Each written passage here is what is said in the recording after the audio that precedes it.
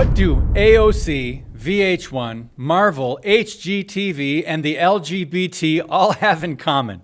The normalization of drag queens, gay kissing, and a throuple, which means three people living together in an openly sexual relationship.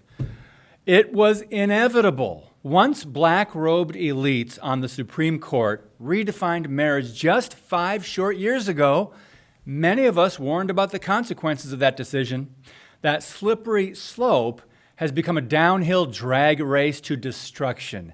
In a culture that has rejected the God of truth, moral absolutes, and calls evil good, don't expect the onslaught to slow down. Get ready for even more promotion of adultery, homosexuality, drag queens, transgenderism, polyamory, polygamy, and even pedophilia. I'm David Fiorazzo, and this is Christ and Culture.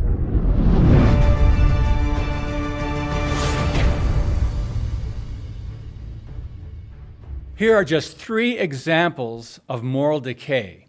Let's start with Marvel and its first openly gay superhero coming out in the highly anticipated film The Eternals, slotted to hit theaters in the fall. The movie will feature a homosexual character and a big same-sex on-screen kiss that Hollywood is already raving about. One of the actors said, quote, "Everyone cried on the set. For me, it's very important to show how loving and beautiful a queer family can be." He described the big screen moment saying, "It's a beautiful, very moving kiss." People magazine is already calling it a blockbuster 9 months before it's even released.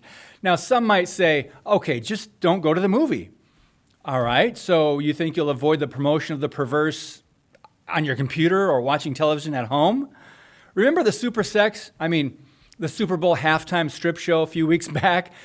The second example of our anything goes pop culture is on a recent HGTV episode of House Hunters, where a Colorado Springs husband and wife, who are married with 2 kids, are also in a romantic relationship with another woman they met in a bar. Pray for their kids. The show follows them around as they look for a house together. The husband, Brian, said he always knew that his wife was bisexual, and he evolved to meet her desire for both men and women. What message do you suppose this sends America? A viewer named J.E. Cowart summed up the way many people feel about it and responded, quote, "My wife and I are Americans living on the island of Cyprus. HGTV is one of our very few pleasures from home. My wife found this Throuples episode so disturbing she asked we turn it off.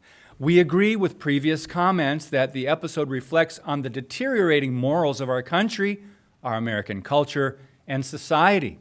If HGTV sees fit to process in this manner, we also will discontinue as viewers." Then he quotes a Bible verse describing the attitude of modern times. Judges 21:25 says, "In those days there was no king in Israel. Everyone did what was pleasing in his own eyes. You have your truth, I have mine."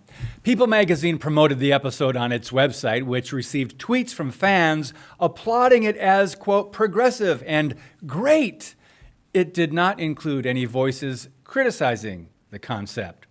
Just last year, the American Psychological Association even launched a task force designed to remove the, quote, "stigma" associated with it, even going so far to give the lifestyle its own politically correct term. Ready? Consensual non-monogamy. The Religion and Spirituality Task Force promises to remove any religious objections people might have to any of the sexual lifestyles listed. According to the APA, quote, "It further attempts to create affirmation and acceptance for LGBT individuals of faith within theologically diverse ideological traditions. The committee seeks to reduce theological barriers." In other words, the APA will work with LGBT activists to normalize sin to the point where people who practice these lifestyles can be referred to as religious or, quote, Christian.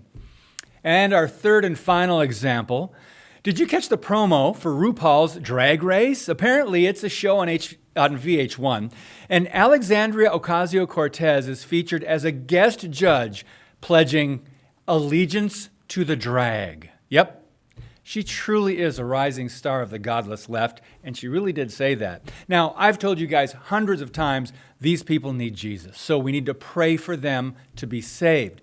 And let's raise awareness about this soul pollution, but do your family a favor. Avoid the dark, disturbing garbage, because that's what it is. The Bible says, "And this is the judgment. The light has come into the world," which was Jesus. "And people loved the darkness rather than the light because their works were evil." John 3:19. And we'll wrap it up with Romans 12:21, which says, "Don't be overcome by evil, but overcome evil with good."